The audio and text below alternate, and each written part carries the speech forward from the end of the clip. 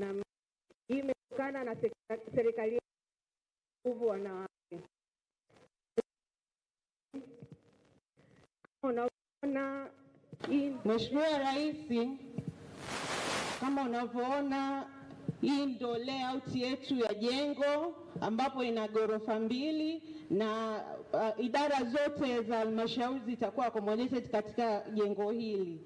Ghorofa ya chini zitakaa idara takriban 9 na ghorofa ya juu zitakaa idara zote zilizobaki pamoja na ofisi ya mkurugenzi. Mheshimiwa Rais, huu ndio muonekano tunaotegemea jengo letu litaonekana pale litakapokamilika. Huu ni muonekano wa mbele. Mheshimiwa Rais, kwa heshima na taadhima, naomba uweke jiwe la msingi katika jengo letu. Karibu. Asante sana. Sasa Mheshimiwa Rais wa Jamhuri ya Muungano wa Tanzania anasogea kwenye eneo kwa ajili ya kuweka jiwe la msingi. Mheshimiwa Rais, kwa ruksa yako naomba waheshimiwa wabunge, mwenyekiti wa Chama cha Mapinduzi mkoa wa Shinyanga, katibu tawala, makatibu wakuu, tafadhali tunaomba msogee. Mkurugenzi wa halmashauri ya mji wa Kahama, tunaomba msogee. Naomba makofi na vigelegele vingi kabisa. Mheshimiwa Rais wa Jamhuri ya Muungano wa Tanzania tayari ameweka jiwe la msingi la ujenzi wa jengo la utawala la halmashauri ya mji wa Kahama. Mheshimiwa Rais, tunakushukuru sana kwa kazi kubwa na tunawapongeza sana mbunifu mama pamoja na wahandisi akina mama. Asanteni sana, tuendelee kutulia wakati Mheshimiwa Rais akiangalia na kukagua jengo hili.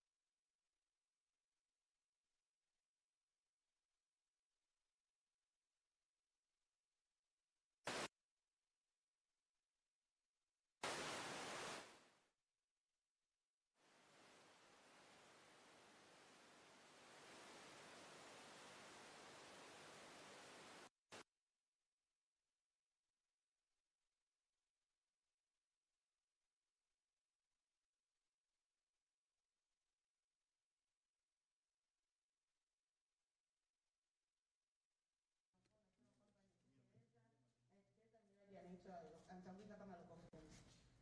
Wewe sio local. Mimi ni local architect.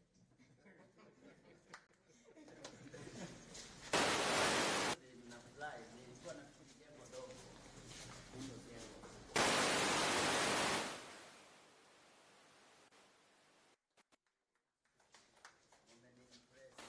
Mkurugenzi. Kwa hiyo hizi zilitayarishwa kwenye budget yetu, si ndio? Hamjapata fedha zozote kutoka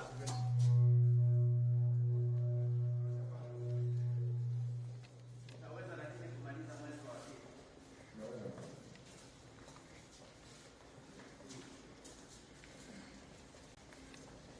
Na mafundi umeme nao ni local electricians. Na wapaka rangi ni local.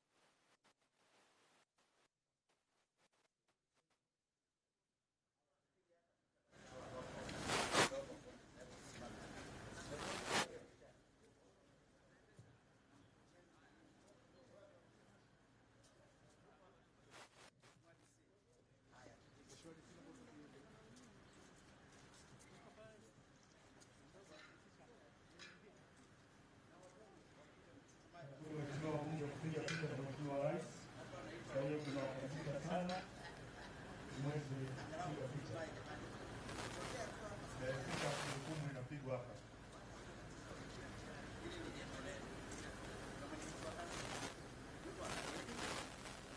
Mwenyekiti wa halmashauri tafadhali. Mwenyekiti wa halmashauri.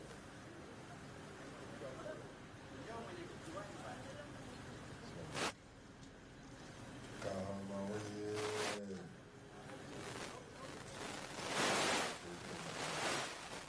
Kahama oye. Kahama safi. Asante sana Mheshimiwa Rais.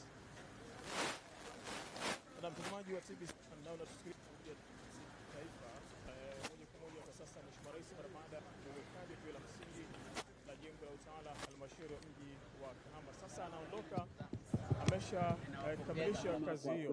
Naam, anazungumza, hebu tumsikilize hapa akizungumza. Inafurahisha na mifano ya maendeleo kama haya ambayo yanafanywa kwa sosi zenu wenyewe ni kitu ambacho mimi nawapongeza sana. Basi nawashukuru, lakini nawashukuru pia kwa kura mlizonipa sana. Ninavyoangalia hapa hakuna aliyeninyima kura, wote mlinipa. Asanteni sana. Lakini nawashukuru pia kwa kumpa kura mbunge wa hapa. Mmefanya vizuri sana. Ni mbunge anahitaji na nafanya kwa kuwachagua waheshimiwa madiwani. Asanteni sana. Kwa hiyo kwa kuwachagua waheshimiwa madiwani. Asanteni sana. Kwa hiyo nashukuru kwa makaribisho. Asanteni na Mungu awabariki sana. Haya. Chache mara baada ya uwekaji wa jiwe la msingi la halmashauri ya mji wa Kahama hapa mkoani Shinyanga. Asante, na tutaungana nawe tena hapo baadaye. Kwa sasa tunaelekea katika eneo lingine ambalo nako huko kuna shughuli ya uwekaji wa jiwe la msingi. Asante, hadi hapo baadaye.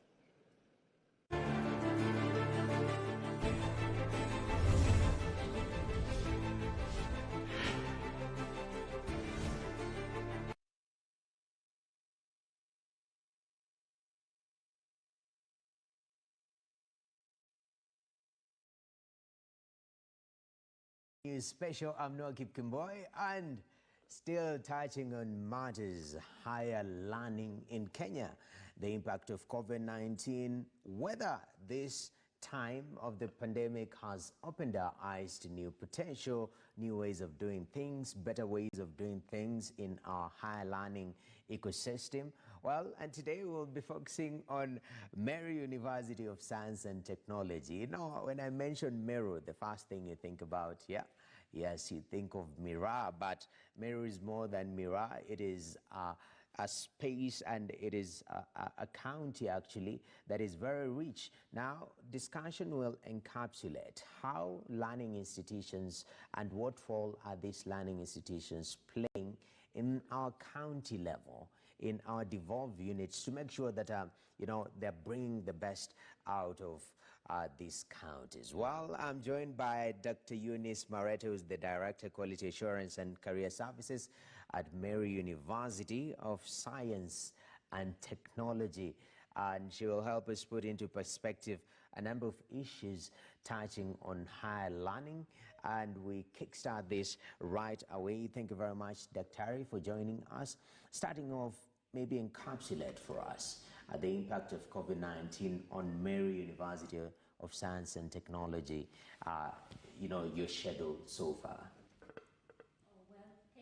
Thank you, Noah, for that question. I'll say that when COVID-19 struck in 2020, that was in March, and this resulted into the closure of the learning institutions. We closed in March. It's been a long year when the students were away from the university. And as a university, we quickly adopted an emergency learning, and I'm sure, like many other universities in the country and in the world, they adopted an emergency learning where the face-to-face learning was shifted to the online learning. So basically, there was a lot of time lost, yes, and I don't know how we can compensate for that time, but we are trying the best to compensate for that time that was lost. And our students were trained, our members of staff, academic members of staff were trained. The university also invested in some additional software and hardware to support the e-learning. But as I would say again, that this was just an emergency because we were not prepared for this pandemic. Yes. Thank you. And thank you for putting that, because the bounce back time, we saw a lot of learning institutions, those smaller colleges who already were doing heavy online learning. It was a pretty smooth transition. But you find universities, they had to set up structures first of all. Is it something that we just never imagined? Because Daktari, you know, the issue of technological revolution and things going digital seems to be an open agenda out there even pre-COVID-19. Is it something that higher learning, you know, ecosystem ignored for the longest time till the pandemic hit?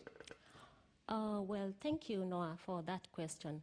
Yes, not really ignoring this, the aspect of shifting to the online learning, but initially, most of the programs, and especially those that do not require the practicals, we have our university with there some courses or some units that were ran on the online platform. But I would say that in other universities, probably we have some programs that were learning on the online platform. And I would say that this is actually an opportunity for the education sector to brace the opportunity, to brace the changes that were brought about by the pandemic, to brace what the pandemic brought, so that we can have the shift from the face-to-face to the online learning.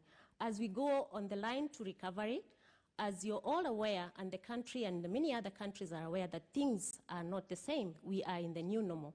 So probably they may not have ignored this, but it came a time that the country and probably the world was not prepared that such a pandemic would lead to closure of institutions for a long period of time, for 1 month, 2 months, all the way to 8 months.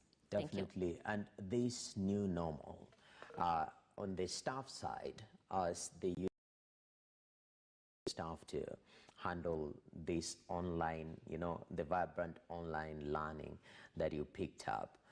As for the students, how did you support them to make sure that at least you're meeting at the center? Thank you very much. For the students, they were supported through the service providers that we have for the internet in the country. The students were given some bundles to access the materials and also be able to access the automated operations in the university. So besides the training for the staff, the students were also trained and the staff members were also trained. And in addition to that, the staff members were also supported with bundles from Telcom. And this really greatly helped to reach out to the students and continue with the learning during this period that was really difficult for everyone. Thank you. Definitely, that support with bundles. Bundles, you know, in Kenya is a key ingredient actually for each and every person these days. We are more concerned about bundles than even credit at the end of the day. But now let's talk. We are in a resumption phase. We've seen a number of learning institutions open. They've gone back to face-to-face kind of interaction. How prepared is Meru University for this? Oh, thank you very much. First, allow me to say that Meru University of Science and Technology resumed for face-to-face learning. That was in October 2020. And first, we began with examinations for the students who were at the final year. And the semester that closed in March was remaining 3 weeks to completion. So the students came back and they completed their studies by carrying out the examinations, and they were successfully done. Then the students, which were split into 2 groups, so we have a lot that is in session, and due to the COVID-19 protocols, we could not accommodate all the students. So we have basically like half of the students who are out of the campus, and we have the other half who are within the campus learning for the face-to-face. And this has been going on. The students broke for their Christmas holidays in December and resumed back in January, and the semester is progressing on well. of course, we are trying the best as a university to maintain and also adhere to the MOH COVID-19 guidelines, which include the sanitizing, keeping social distance. It is a challenge, yes, and I think this one, Noah, you have seen it happening even in the public places when you're asked to keep the social distance. Sometimes it is a challenge, but as a university, we are doing the best we can to ensure that our students are safe and the members of staff are safe. Thank you. So the division of the two groups that you've mentioned, one being in campus for the face-to-face interaction learning, and the other one outside. The outside one, are they utilizing their online classes, or how exactly does that balance go?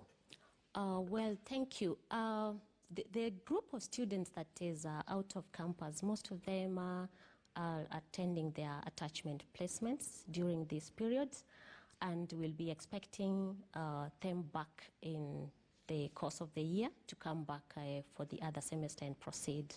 So we are carrying out online learning for the students, because we are using a kind of a blended learning. Even for the students that we have in the university, there is the option you can have some courses or some units or some topics covered through the online learning, and the others definitely have to be done face-to-face due to the practical-oriented nature of our courses. Thank you. Definitely, that is very important. Moving forward, we've seen this transition, this balance between online learning and face-to-face learning. Indeed, that's why it's called the new normal. At this particular moment, we're joined by Professor Romanus Odhiambo, who is the Vice Chancellor, Meru University of Science and Technology. Welcome, sir. This online phenomena, as Dr. Marete has outlined, it seems to be the new normal. For the year 2021, what infrastructure have you put in place for the university to make sure that this is well achieved, that learning is conducive even online? Thank you very much, and once again, good morning.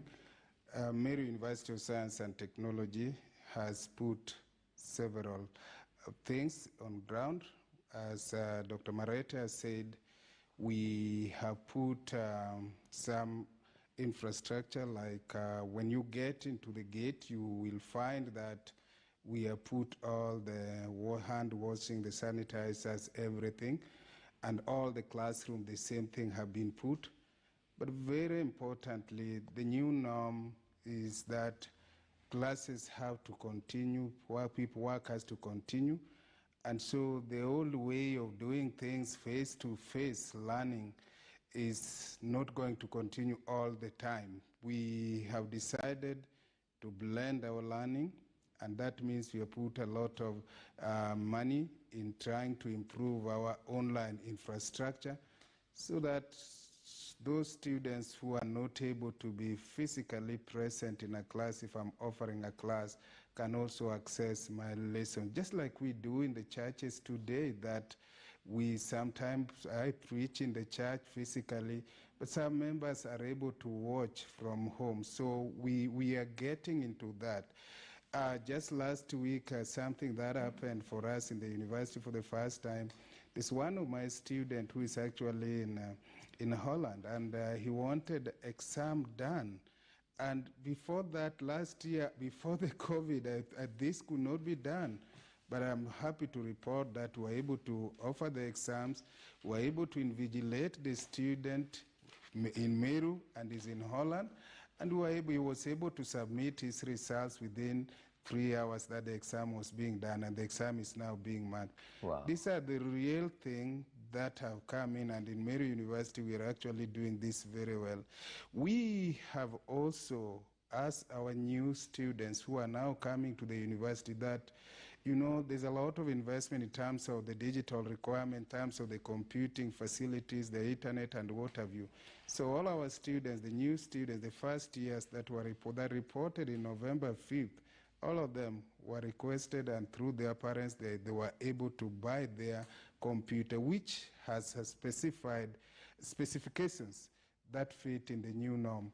Yes. And I see this as the future, that now The students, when they come to the universities, they must have those digital facilities, infrastructures that will promote this new online infrastructure that we are using really for learning. Otherwise, I mean, everybody has to participate. We did put some little money to really retool our lecturers so that they took about 1 month just telling them how do you do online teaching, how do you do online assessment, you know, those kind of things.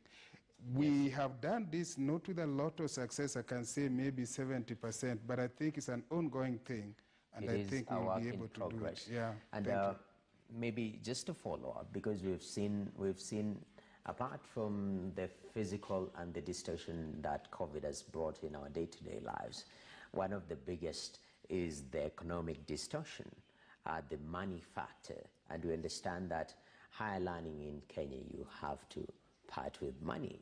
So what have you observed in terms of your student coming into the year 2021, trying to recover from COVID? How are parents reacting to this? Has there been any effort from the university to make readjustments, maybe to some of the payments that parents are supposed to make for their students? Thank you very much. The new norm when it comes to fees is really, really challenging. I think the COVID has affected the socioeconomic life of everybody, parents who are really in charge of my students the most, because I think quite a number of them have lost jobs, quite a number of them have lost incomes as a result of the COVID, and many, many things. And so when students are coming to the university and you expect them to pay fees, they are coming, they are crying, they don't have money, some are dropping out and all the rest.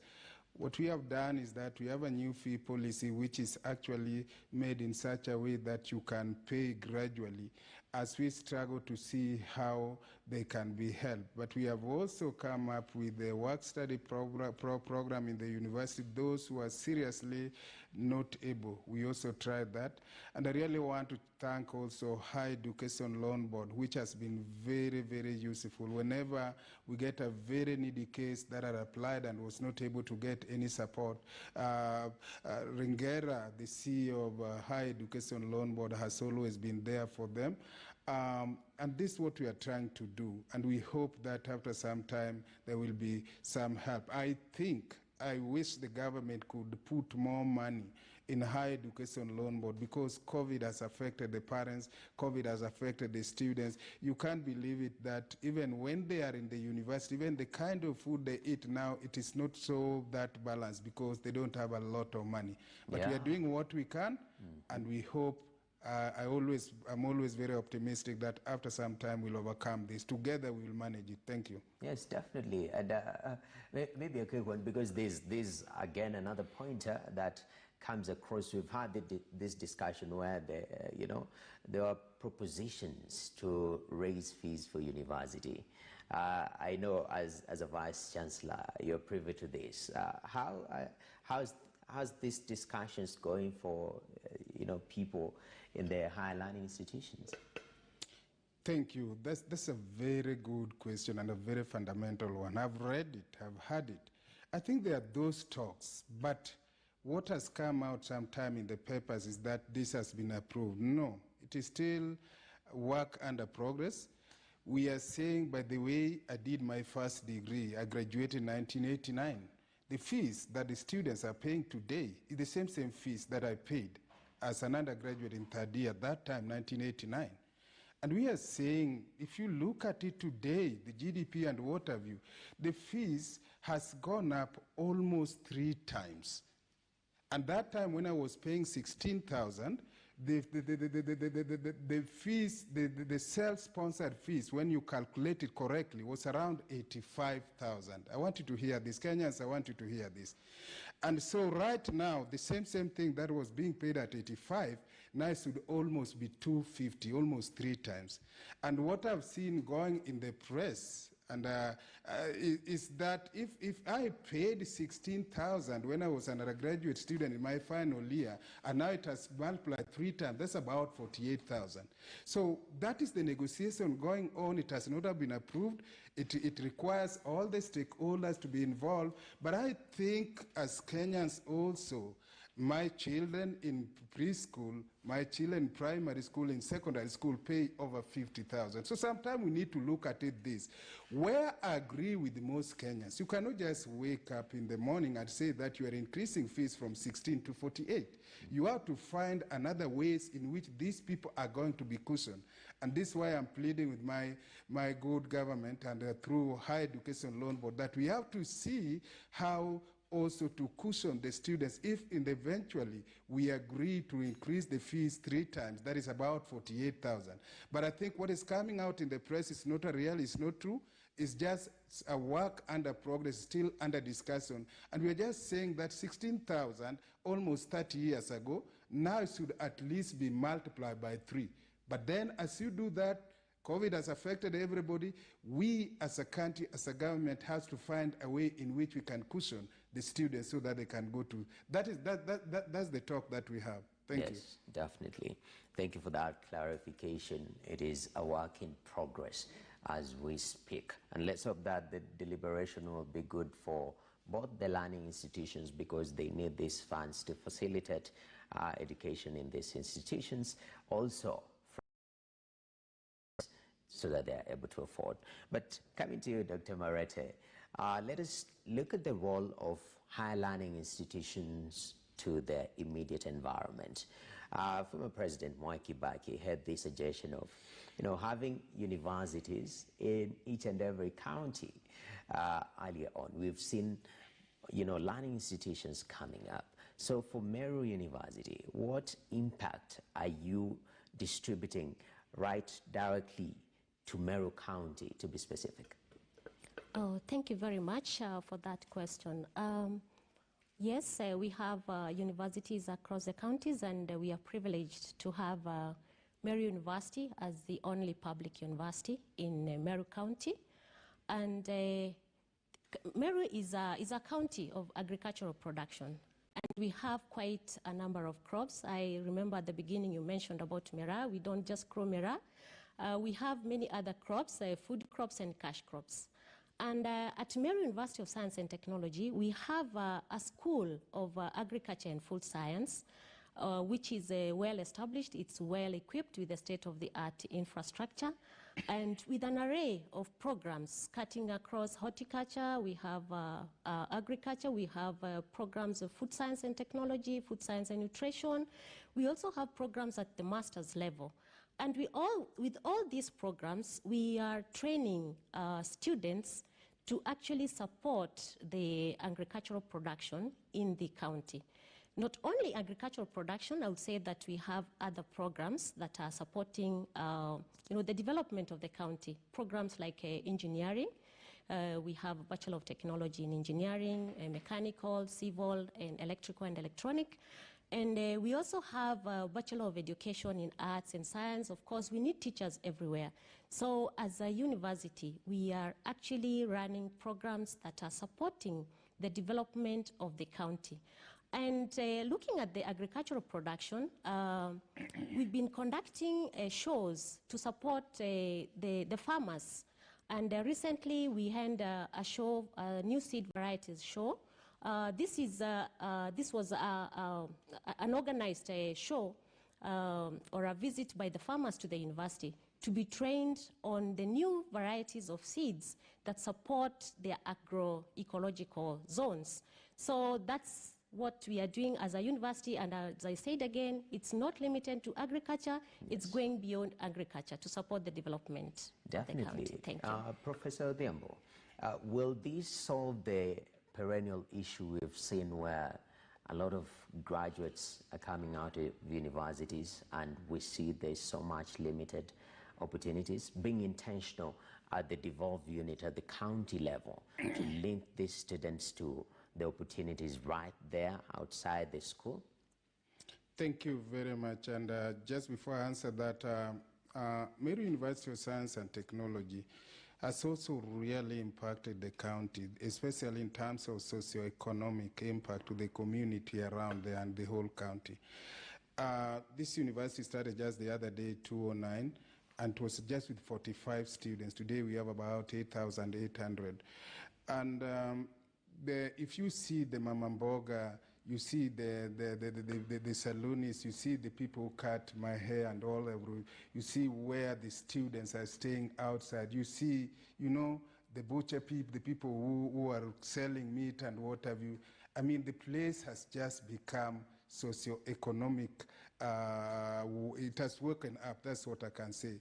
And this is one of the greatest impact that these universities that have been devolved. I know sometimes Kenyans think that we should only have one university, what have you. I would like to tell you guys, universities are doing a lot in terms of socio-economic impact to the community around. And that, to me, is something we need to do. But again, as you have rightfully said, each universities, I see us going, like Mary University of Science and Technology, I see us eventually going into, you see, we will identify the industries, the factories, and whatever economic points that the county develops, and we associate them with the university, so that when our students read, those who graduate and coming from around Meru County, they can actually fit there. I see, like in our School of Economics and Business, you know, we also have an innovation center that when they are doing something on entrepreneurship, I see them developing a business plan that can eventually, so many business plans as the assignment that address the issue of socio-economic businesses in the county. And my dream through our innovation center that was put up by our none other than the Chancellor, Dr. James Mwangi, is that these ideas can be put in the innovation center. We look at it as an economic garage where the community eventually, those people who want to start business, who want to start industries, will be bringing them together and seeing what the students are doing, and they buy in quote those ideas and they go start them. This is what something I think will eventually do, and it is never a mistake that the universities were devolved to the various counties, and I see it already happening in Meru University. For example, right now, one of my pet topic I really like in Meru University is a research project turning human waste, solid waste, into health and wealth. And what did Joy Riungu and Marete, who are here, doing is that they go to the schools and collect the human waste from the schools, and they are able to turn this into wealth and health. This is something which is already creating an impact in terms of sanitations and what have you. So yes, I think there's a greater future. The Bachelor of Technology we offer, the diploma, the TVET programs we offer, they eventually are going to create a mini industries within the universities, within the university environment, so that people can get employment, get business to start. Definitely. I see a lot of future. Thank you. Yes, there's so much hope indeed, and you've touched on TVET. When we come from a break, which you're about to take, we'll look at the intentionality on the TVET bit of it. This also matters research, because research is where new knowledge is developed. How intentional is Meru University of Science and Technology towards this? So right now, KTN News Special takes a short break. We'll return with more.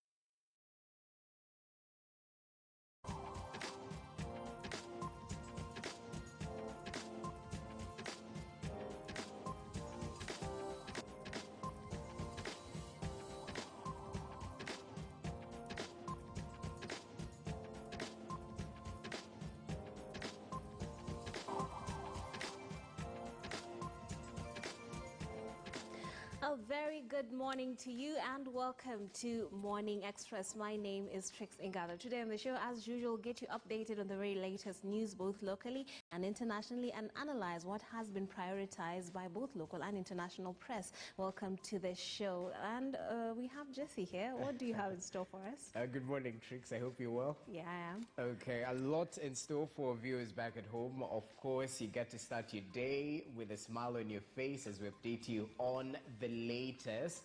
Well, the big news, Trix, obviously, is centered around the Building Bridges initiative.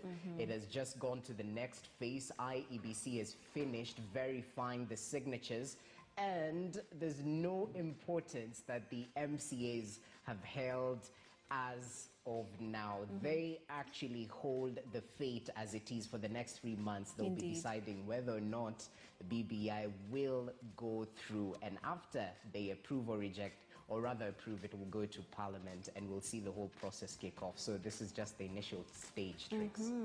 It's very big news and taking center stage both on the front pages of the Standard and the Daily Nation. And of course, we also have news on the economy. We're told about Uhuru putting cash where his debt is. We got that break from China, 6 months. And of course, this is a very hot topic, made headlines across board yesterday. It's going to be interesting to hear about that. Are we going to talk about that today? Well, we definitely have to, especially when it touches on money matters. We've had talks. The government wants to raise the debt ceiling to 12 trillion.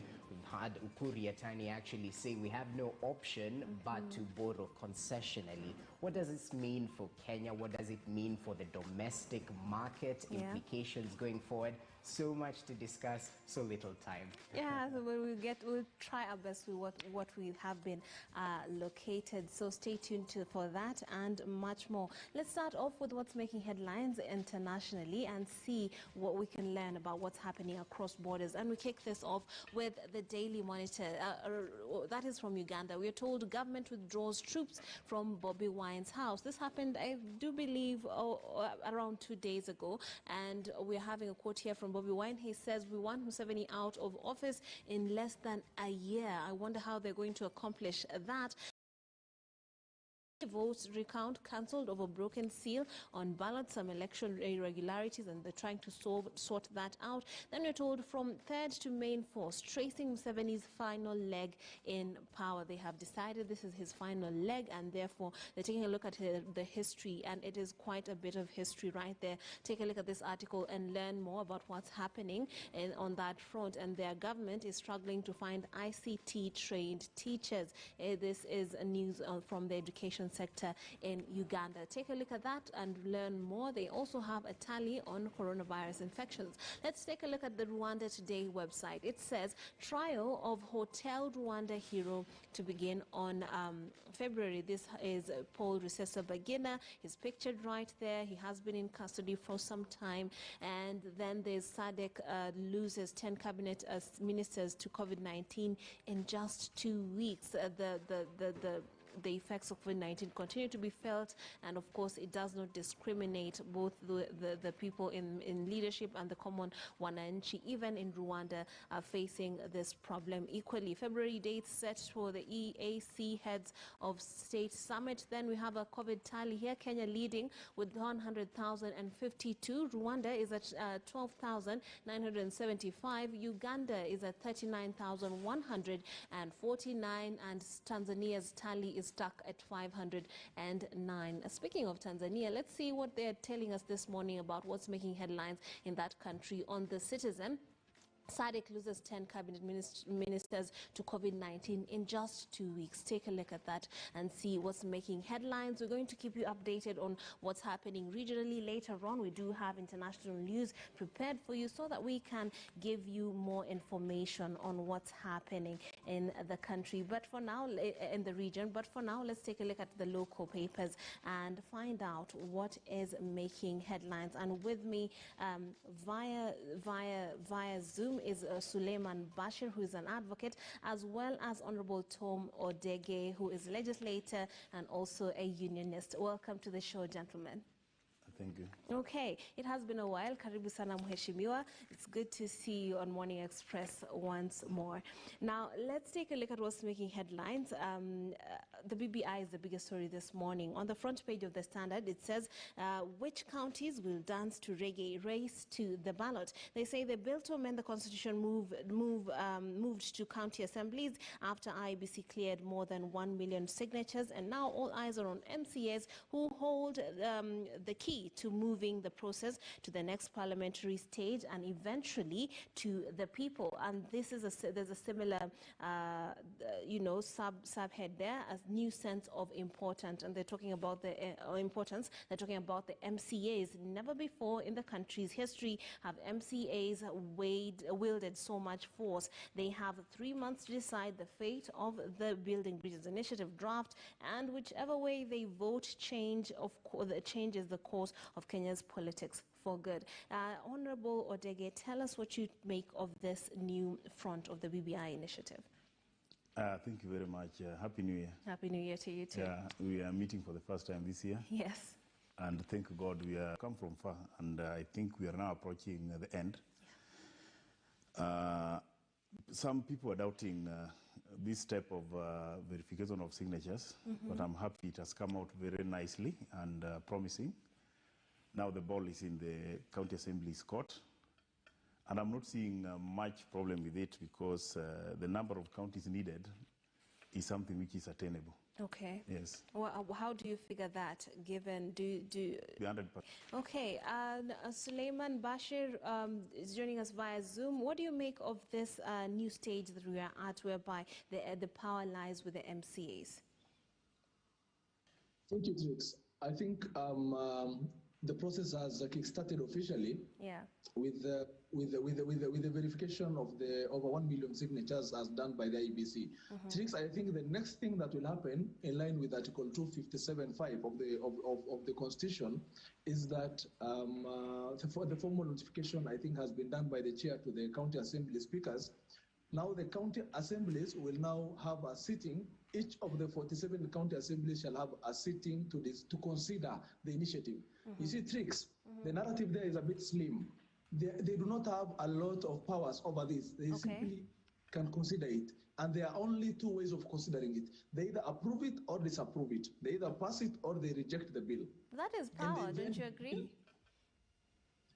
Well, Trix, initially, I think when the way some Kenyans view it, or the way some of the MCAs initially viewed it, is that they will have certain extraneous powers, such as consider the contents of the bill. But the fact remains, the bill as drafted shall be placed before the assembly, and the assembly shall consider it. How? They will either pass it or reject it. True, that is indeed a certain latitude of power on their part. But then again, immediately they pass it, that